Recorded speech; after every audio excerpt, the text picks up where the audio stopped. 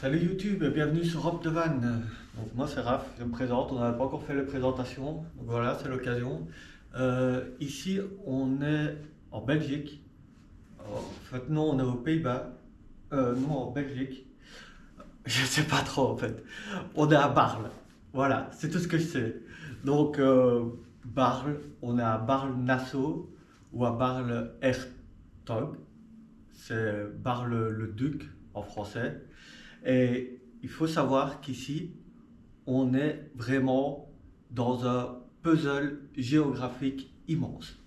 Euh, C'est-à-dire que, en fait, on est aux Pays-Bas. Là, ici, je me trouve dans la maison de l'information touristique, ici à Bâle, et je me rends compte qu'il y a vraiment énormément de choses à savoir et à apprendre sur cette région qui est vraiment unique au monde. On est dans la capitale mondiale des enclaves.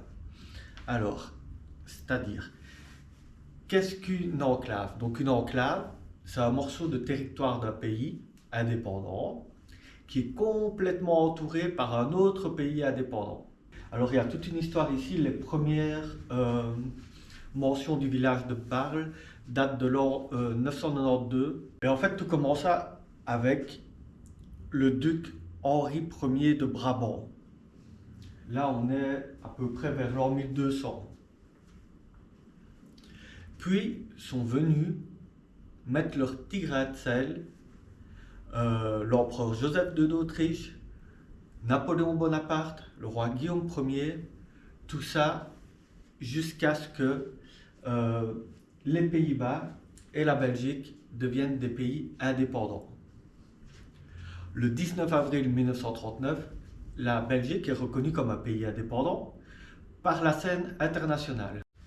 Et puis en 1843, on a le traité de Maastricht qui établit les frontières, sauf ici à Bâle, ce qui crée une situation assez particulière, c'est-à-dire que en fait il y a une zone géographique, la frontière, il n'y a pas de frontière en fait. C'est voilà, un peu bizarre, les frontières, tu as deux lignes, quoi, tu vois, et alors ça se joue pas. Ici à Bâle, on est dans une situation à un moment donné où on n'a pas de frontières. Et donc il faudra attendre 1974, donc c'est-à-dire quand même 131 ans après le traité de Maastricht, pour que les Pays-Bas et la Belgique arrivent à s'entendre, pour refermer les 50 km de frontières qui en fait n'existaient pas. Donc là, on va avoir une vraie frontière entre les deux pays, et c'est seulement en 1995, donc c'était il n'y a pas si longtemps que ça, il y a une trentaine d'années. Moi je me rappelle en 1995, je devais avoir 5 ans à peu près, que les frontières des enclaves sont bien déterminées. Alors je vais te montrer tout à l'heure, on va aller faire un petit tour dans la ville. C'est vraiment dingue parce que en fait tu peux voir vraiment la frontière à tes pieds. Donc tu as des petits marquages sur le sol en forme de croix. Et d'un côté du marquage, tu es aux Pays-Bas et de l'autre côté, tu es en Belgique. Et c'est vraiment incroyable parce que du coup, on ne sait jamais vraiment dans quel pays on se situe. Euh, Enfin, heureusement, tout le monde parle ici, tout le monde parle néerlandais. Les gens maintenant, ils s'entendent assez bien. Mais évidemment, ça n'a pas toujours été le cas. Euh, et ça donne lieu à des situations assez rocambolesques. Par exemple, il y a un restaurant ici qui est traversé vraiment en deux par la frontière. C'est-à-dire qu'une partie du restaurant est aux Pays-Bas, l'autre partie en Belgique. Mais ce qu'il faut savoir, c'est qu'aux Pays-Bas, on ne peut pas boire, par exemple, de bière avant l'âge de 18 ans. Par contre, en Belgique, on peut commencer à boire de la bière à partir de l'âge de 16 ans. Et ça donne lieu à des situations assez comiques au final, où on a des jeunes de 16 ans qui viennent des Pays-Bas, qui s'installent à table pour manger au restaurant, prennent leur tabouret ou leur chaise et vont quelques mètres plus loin dans leur restaurant pour pouvoir boire une bière en toute légalité. Alors comment savoir si un bâtiment se trouve aux Pays-Bas ou en Belgique? Ça a été un peu compliqué et finalement les deux pays se sont mis d'accord sur ce qu'on appelle la règle de la porte d'entrée. La règle de la porte d'entrée, c'est quoi tout simplement? À partir du moment où ta porte d'entrée se trouve aux Pays-Bas, toute ta maison est supposée, au niveau légal, au niveau des taxes, etc., appartenir aux Pays-Bas. Sauf que ce qu'on n'avait pas prévu, c'est qu'il y a une maison dont la porte d'entrée se situe en plein milieu de la frontière. Ça, c'est encore plus compliqué. Alors, qu'est-ce qui s'est passé au final? On a dit aux habitants, ben voilà, vous pouvez choisir de quel pays vous appartenez. C'est-à-dire qu'au niveau des taxes foncières, vous allez devoir payer les taxes de toute façon pour les deux côtés. Donc, vous payez partie du cadastre aux Pays-Bas, partie du cadastre en Belgique. Mais au niveau de savoir vraiment à quel pays vous appartenez, niveau nationalité, etc., ben voilà, on vous laisse le choix parce que vraiment là, on ne sait plus quoi faire. Alors bon choix, mauvais choix, on ne sait pas. Donc ça peut donner lieu quand même à des situations juridiques assez compliquées. Il y a eu par exemple un accident de voiture ici dans les années 50. Et alors, ça a été très compliqué. En fait, on ne savait pas dans quel pays s'est situé l'accident. La frontière des enclaves n'était pas très bien déterminée. Et en fait, il a fallu attendre une dizaine d'années de négociations entre les deux pays pour que finalement le petit bout de terrain où était situé l'accident de voiture en question soit cédé à la Belgique et qu'on puisse enfin commencer à régler tout ce qui était le problème de l'accident en fonction du droit belge. Donc on est vraiment ici dans un coup d'œil au niveau de l'Europe. Les deux municipalités travaillent vraiment main dans la main et ont tout intérêt à le faire pour fournir à leurs citoyens vraiment des services conjoints et des équipements conjoints. Mais il arrive que par exemple on ait d'un côté de la rue un arrêt de bus pour le bus belge et puis de l'autre côté de la rue un arrêt de bus pour le bus des Pays-Bas. Ici à Barle, donc on dit Barle Nassau aux Pays-Bas et Bar-le-Duc en Belgique. Il y a donc 22 enclaves belges en territoire néerlandais. Dans ces enclaves belges même, il y a 7 territoires néerlandais, 7 enclaves néerlandaises dans des enclaves belges. Et alors, une seule enclave néerlandaise en Belgique. C'est vraiment un truc de fou. Alors si tu t'intéresses à l'histoire ou à la géographie, c'est vraiment un lieu à ne pas manquer, à venir visiter. Et d'ailleurs, je vais t'emmener, on va aller faire un petit tour dans la ville et je vais te montrer un peu quelques-uns des endroits vraiment incontournables à ne pas manquer et je vais te raconter encore quelques petites anecdotes. Et puis ensuite, on prendra la route et là, on ira en Zélande. Et ça va être la première fois que le petit va voir la mer, donc je me réjouis trop de voir sa réaction. Donc ici on est en promenade dans la ville. Et voilà encore un cas de frontière vraiment incroyable. Donc, je vais essayer de te filmer. Là j'ai le pied droit en Belgique, le pied gauche aux Pays-Bas. Et ici on a deux portes d'entrée. La porte de droite c'est un appartement aux Pays-Bas. Et en fait la porte de gauche c'est un appartement en Belgique, ou c'est l'inverse, je ne sais plus. Et donc je me demande bien vraiment dans quel pays vivent ces habitants. C'est vraiment un truc de dingue ici. On ne sait pas du tout où on est. Alors ici c'est marrant aussi parce qu'on est sur un parking. Et là on voit une voiture qui est garée 3 quarts aux Pays-Bas et un quart en Belgique. Et c'est comme ça, mais tout le long, dans toute la ville, on peut s'amuser à suivre les petits chemins des frontières.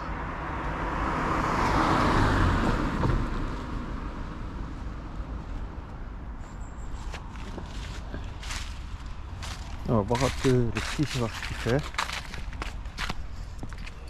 Hop, voilà. Moi je suis aux Pays-Bas, lui il est en Belgique. Il a grandi. On change? Oui. Papa va en Belgique, toi aux Pays-Bas. On rechange? Ah, tu veux rester dans le même pays que papa? Alors il y a quand même des trucs qui peuvent t'aiguiller sur le fait de savoir si tu es en Belgique ou aux Pays-Bas. C'est les numéros de maison. Ici, toutes les maisons sont colorées aux couleurs des Pays-Bas si la maison est aux Pays-Bas. Et alors le numéro de maison est coloré aux couleurs de la Belgique si tu es en Belgique.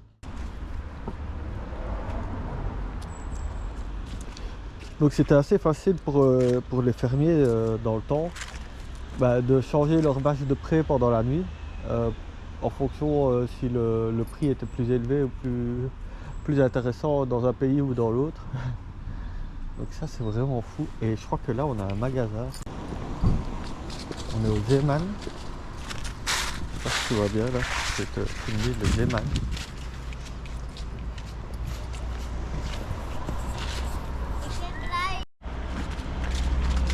Et alors le magasin ici est une partie aux Pays-Bas et une partie en Belgique. Et je me demande si les prix sont différents d'un rayon à l'autre. C'est vraiment dingue. Bon, je suppose après la porte d'entrée du magasin elle est aux Pays-Bas. Donc, je suppose que c'est un Zeeman néerlandais. Maintenant à voir. Mais viens découvrir ça ici par toi-même. Allez c'est parti, on est en Zélande et on va aller voir la mer avec le petit. Ça va être la première fois, j'aimerais juste voir comment il va réagir. Là je te montre un peu le camion, parce que je me rends compte que je te l'ai peut-être pas encore montré. Mais je te ferai le tour vraiment du camion point par point dans une vidéo dédiée. Et ici je vais aller chercher le petit et on va voir comment il va réagir. Viens mon petit, on va voir la mer, oui.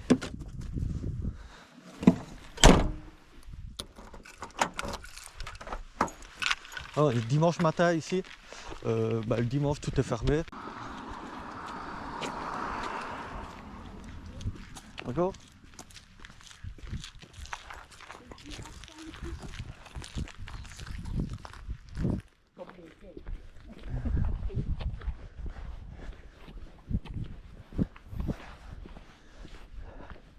Alors ici le parking est gratuit parce qu'on est au mois de novembre. Mais sinon c'est payant, l'endroit où on est c'est 9 € pour la journée du 1er avril au 31 octobre. Alors c'est pas le pays le plus accueillant pour les vannes. Ici aux Pays-Bas en fait il y a très peu de parkings qui sont faits pour pouvoir poser ton van. Et en réalité ils sont très peu tolérants pour tout ce qui est bivouac, etc. C'est-à-dire que tu peux pas passer même qu'une nuit à dormir dans ton van ou à dormir dans ta tente. Ici aux Pays-Bas, tu dois aller vraiment soit dans un camping, soit dans une aire pour camping-car dédiée à ça. Alors, en général, c'est pas donné. Tu es souvent entre 15 € si tu as de la chance. Ça tourne plus souvent autour de 25 € la nuit. Donc voilà, si tu viens ici, prévois ça dans ton budget. Te dis pas que tu vas pouvoir dormir partout comme en Allemagne, en Belgique ou en France. C'est vraiment on a la maréchaussée ici et ils sont très vigilants par rapport à ça. Moi j'ai eu de la chance, j'ai dormi sur un parking de randonnée encore à 15 minutes d'ici. J'ai eu de la chance que la maréchaussée n'est pas passée, mais c'est vraiment j'ai eu de la chance parce que je me suis un peu renseigné et s'ils te voient en pleine nuit, ils te font lever et ils t'envoient sur un parking payant, peu importe, même si tu as 1 heure de route à faire, tu dois la faire et tu dois partir de là où tu es. Donc ils rigolent pas. Moi c'est un pays assez paradoxal. Pays ici tu peux te droguer mais tu peux pas dormir dans ton van. Je comprends pas. Enfin bon. Là, ils feraient pas l'inverse, tu vois, genre tu peux pas te droguer mais tu peux dormir dans ton van, moi ça m'arrangerait mieux mais apparemment ils ont pas envie. Eh mon petit. Ah ici c'est cool, du coup je peux le lâcher parce que voilà, comme on est au mois de novembre, il n'y a personne. Après c'est un pays top si tu veux venir passer des vacances à vélo. Il y a tous des pistes cyclables partout.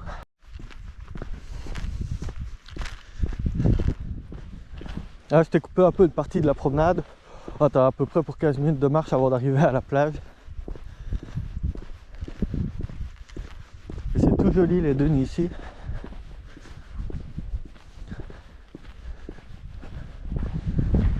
Ça a l'air vraiment assez sauvage.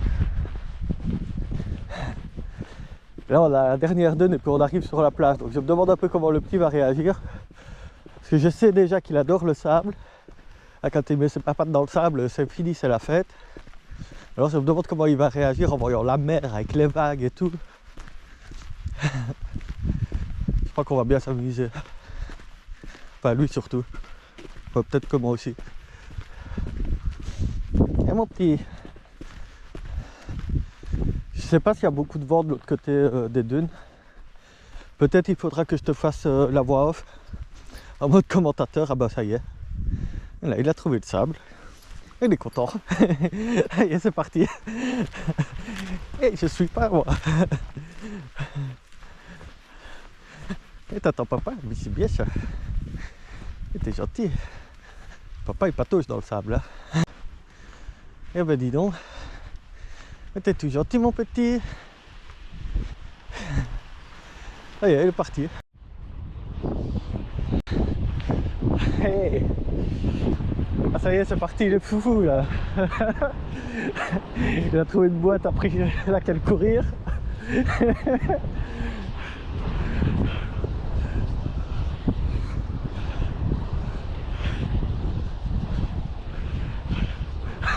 Il se demande c'est quoi.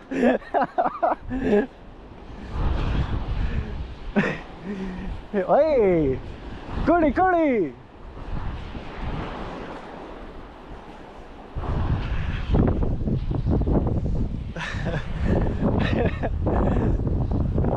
Il fait la grimace, elle est pas bonne l'eau hein.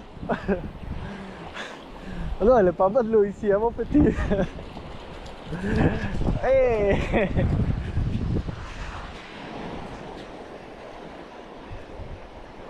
Tu veux un bonbon? Oui, oui. Un bonbon salé, hein. Attention, il va être salé avec toute l'eau que t'as bu. Aïe, aïe, aïe. Allez, viens, on te lit. Allez.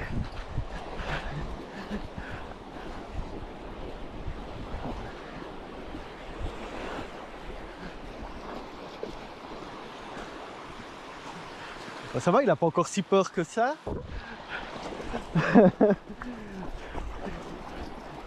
Franchement, je m'attendais à pire. Je crois que la mouette, ça lui a fait du bien. Du coup, il est rentré dedans sans trop réfléchir.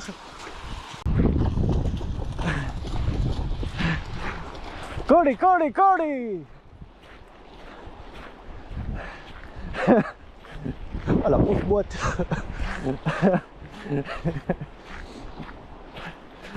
Ah putain, c'est terrible, il s'éclate. Je suis content de l'avoir emmené ici.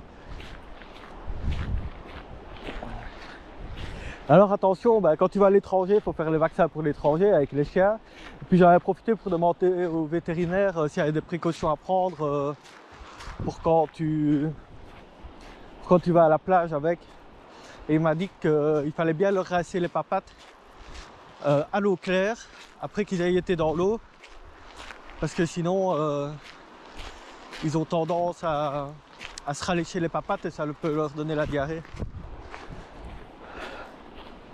Eh viens mon petit Billy, viens, viens. Ouais. Oui, c'est bien ça. Tu petit bonbon. Oh, oui. Et tu t'éclates. Tu t'éclates. Ah bah c'est bien, il n'a pas été se prendre dans les fils de pêche.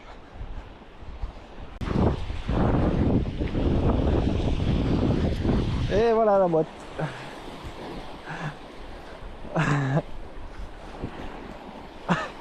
Ouh là là.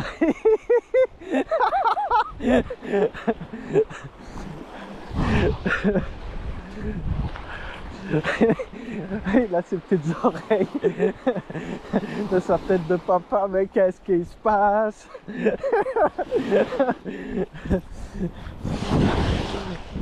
Papa, la mère, elle m'agresse, qu'est-ce qu'elle fait? Elle t'a niqué la boîte, hein, elle est allée sur son île. Ah ouais, t'es deuxième là.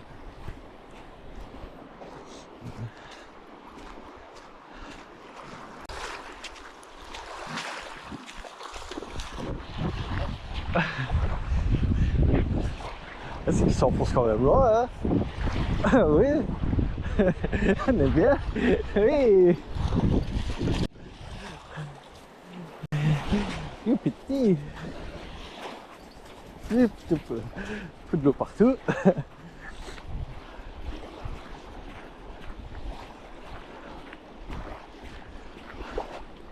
Ah, ici c'est génial quand t'as l'impression que t'as la plage pour toi tout seul.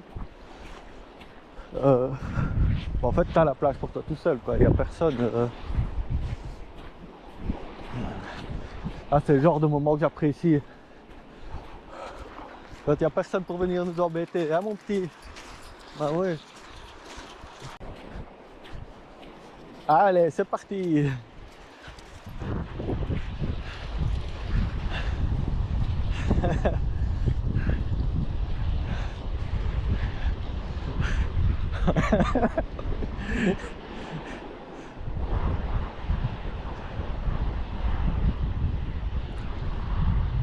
Ça y est, s'éclate. Regarde papa. J'ai bien chassé toutes les mouettes.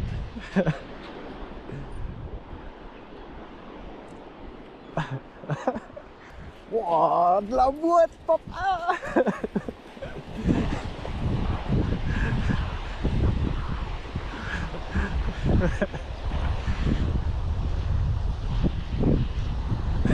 Papa, au secours, la mère, elle m'agresse encore.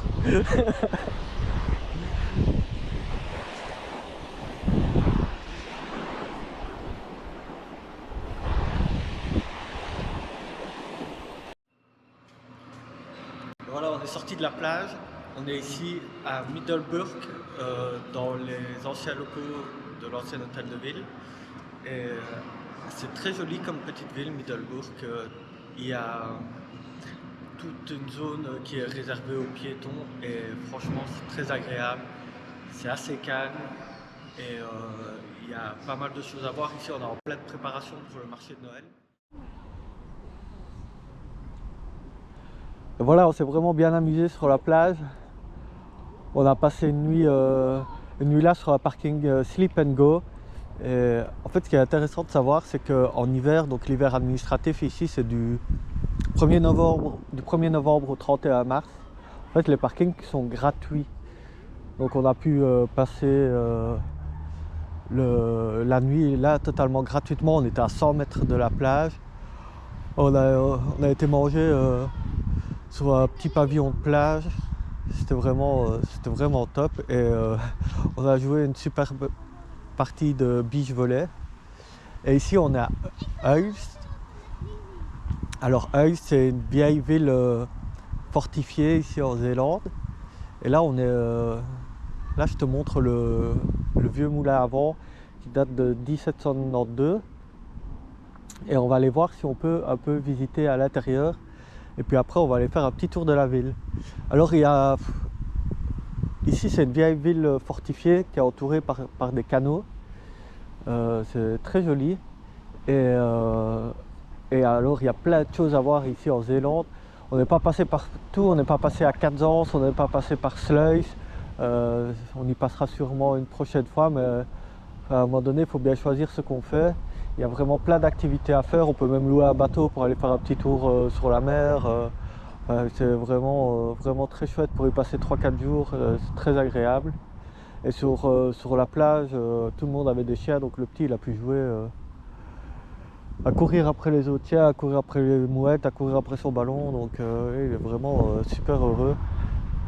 Donc on termine notre petit tour en Zélande sur cette partie ici de la vieille ville de Uist.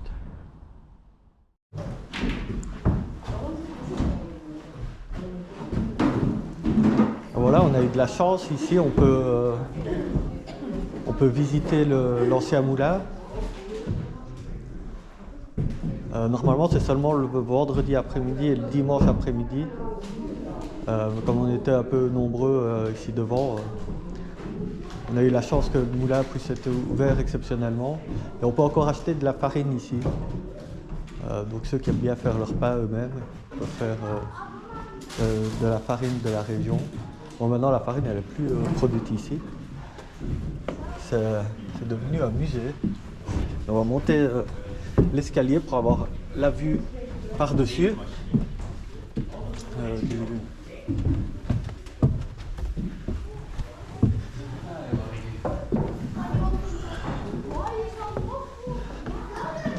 Du moulin.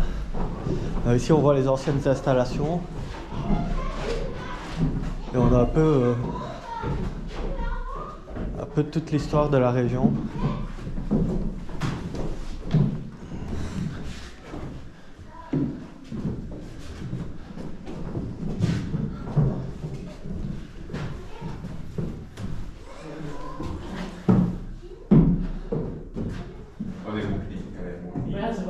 Voilà, c'est vraiment impressionnant de voir comment ils faisaient pour moudre le grain à l'époque. Rien qu'à la force du vent.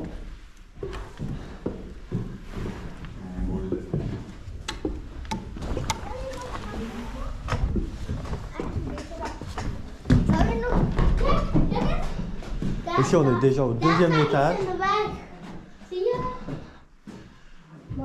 C'est vraiment beau à voir. On va aller faire le tour parce qu'on a une terrasse ici, donc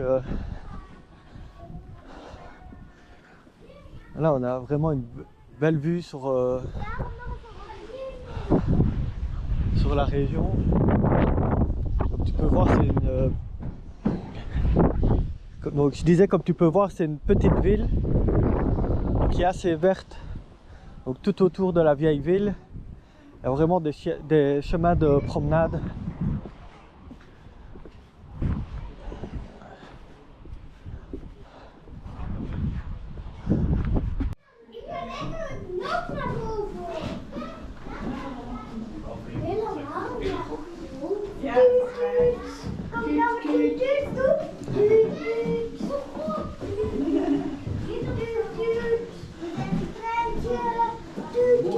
Alors si tu viens ici, il faut savoir que tout est en irlandais. Alors les gens par ici parlent bien anglais, donc il n'y a vraiment pas de souci pour communiquer. Alors voilà, ici on voit la vieille pierre qui servait à moudre le grain. Et on est à l'avant-dernier étage du moulin, mais on ne peut pas aller plus haut parce que le dernier étage est interdit au public. On voit encore tout le mécanisme ici de...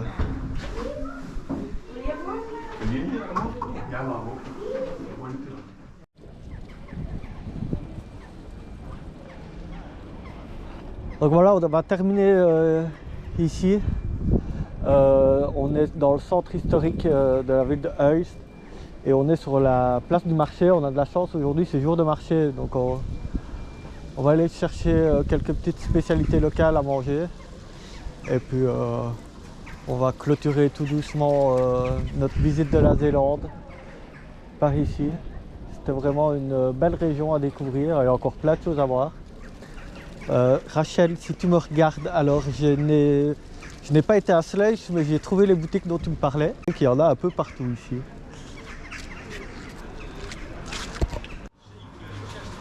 Alors comme tu peux voir, il y a plein de produits locaux. Et